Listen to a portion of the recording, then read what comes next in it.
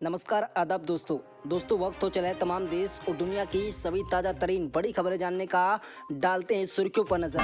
दोस्तों तैयारियों का जायजा लेने सीएम योगी पहुंचे वाराणसी। 7 जुलाई को आएंगे पीएम मोदी। दोस्तों श्रीलंका में पेट्रोल डीजल के लिए मचा हाहाकार। कतार में अब तक 13 लोगों की चली गई जान। दोस्तों सीएम अरविंद केजरीवाल ने मनीष सिसोदिया को लेकर सदन में कह दी ये बड़ी बात। बोले गिरफ्तार कर लो, हम डरने वाले नहीं हैं। जहां दोस्तों आपको बता दें यूडब्ल्यूपी दरोगा भर्ती में अखिलेश यादव ने लगाया घपले का आरोप। जनरल कैटेगरी को आरक्षण देने पर सीएम से मांगा जवाब। दोस्तों इन शहरों में हुए मास्क की वापसी, नहीं पहना तो कटेगा 500 रुपए का चालान। दोस्तों कानपुर हिंसा मामले में अब एक और आरोपी गिरफ्तार कर लिया गया है। भीड़ को उकसाने और क्राउड फंडिंग का आरोप।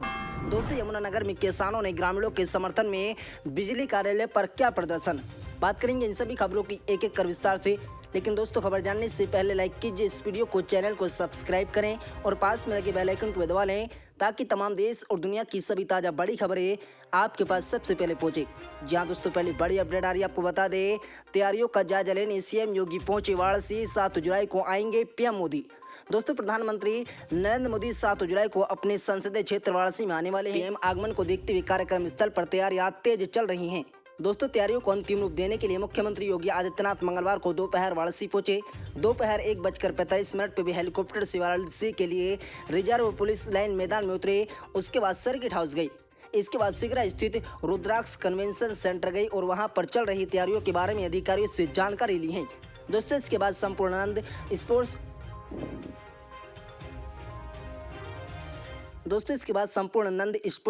स्टेडियम में पहुंचे।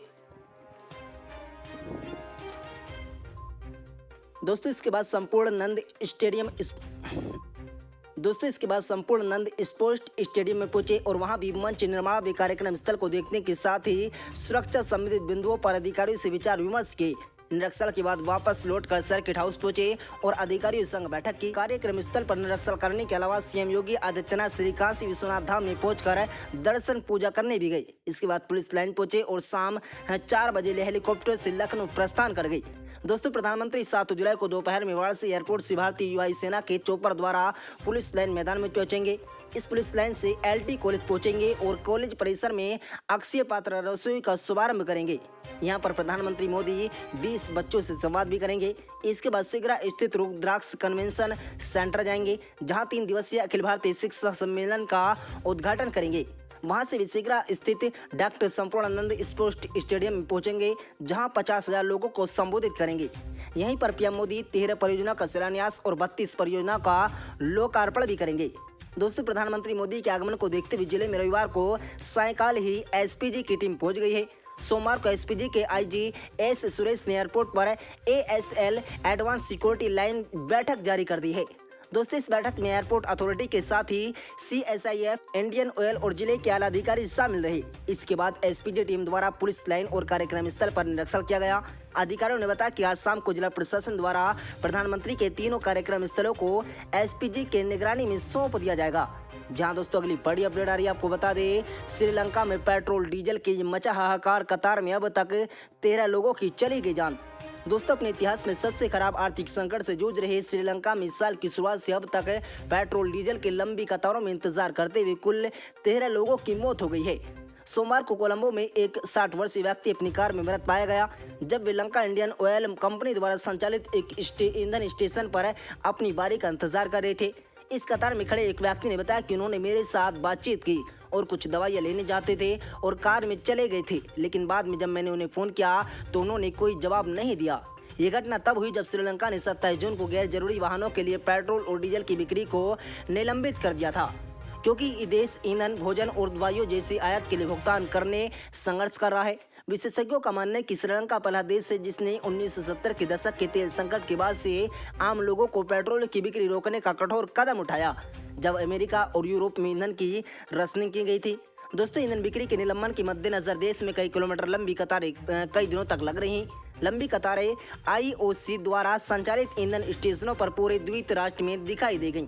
दोस्तों जबकि सड़कों बिना किसी वाहन के अलग थलग रही, परिवहन के बिना देश में ठहराव आ गया, जबकि सरकारी कार्यालय मुश्किल से काम कर रहे हैं और स्कूली पूरी तरह से बंद कर दिए गए।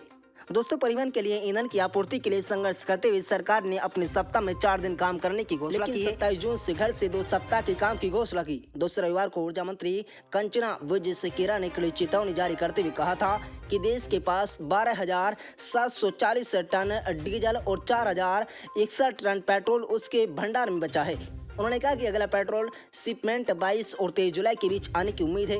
उन्होंने कहा कि श्रीलंका का केंद्रीय बैंक ईंधन खरीदने के लिए केवल $125 मिलियन की आपूर्ति करता है, जो कि निर्धारित शिपमेंट में लिए आवश्यक $587 मिलियन से बहुत कम है।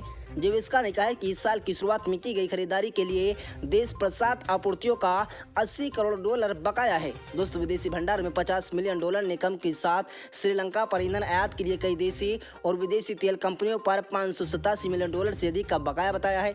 पिछले 6 महीनों में श्रीलंका भारत की $3.5 मिलियन की वित्तीय सहायता पर निर्भर है, जो ईंधन खरीदने के लिए जारी कर दी गई है। जहां दोस्तों, अगली बड़ी अपडेट आ रही है। आपको बता दें, सीएम अरविंद केजरीवाल ने मनीष सिसोदिया को लेकर सदन में कह दी है बड़ी बात। बोले, गिरफ्तार कर लो, हम डरने वाले नहीं हैं।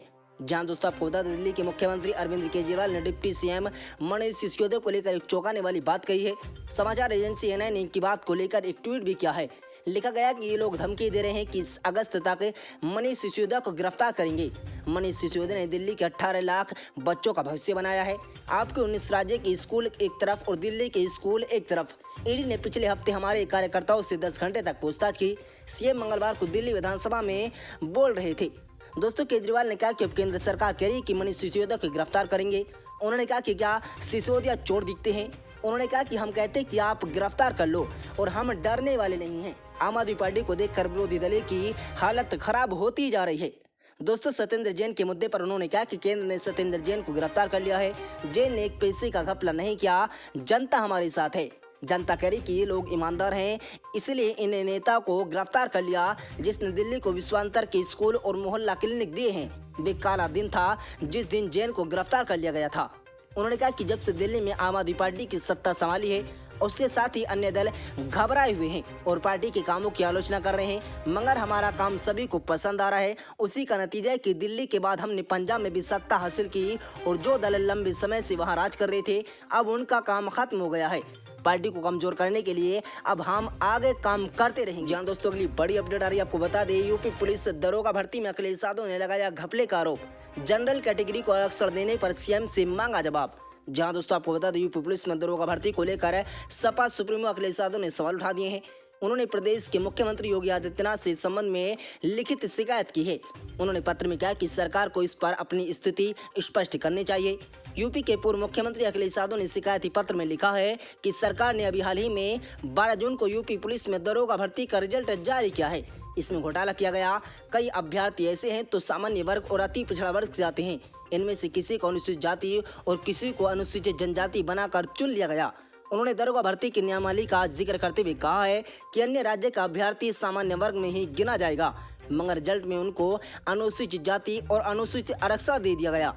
वहीं कई अभ्यर्थी ऐसे हैं जो डीवी पीएचडी के फेल हैं, उनका भी फाइनल रिजल्ट में नाम शामिल है। दोस्तों, उन्होंने सीएम योगी आदित्यनाथ से मांग की है कि यूपी की 2021 के दरोगा भर्ती प्रक्रिया की उच्च स्तरीय निष्पक्ष करने की बात है। साथ ही दोषियों के खिलाफ कठोर कार्रवाई करने और परीक्षा रद्द कराकर दोबारा भर्ती कराने को आयोजित किया जाएगा।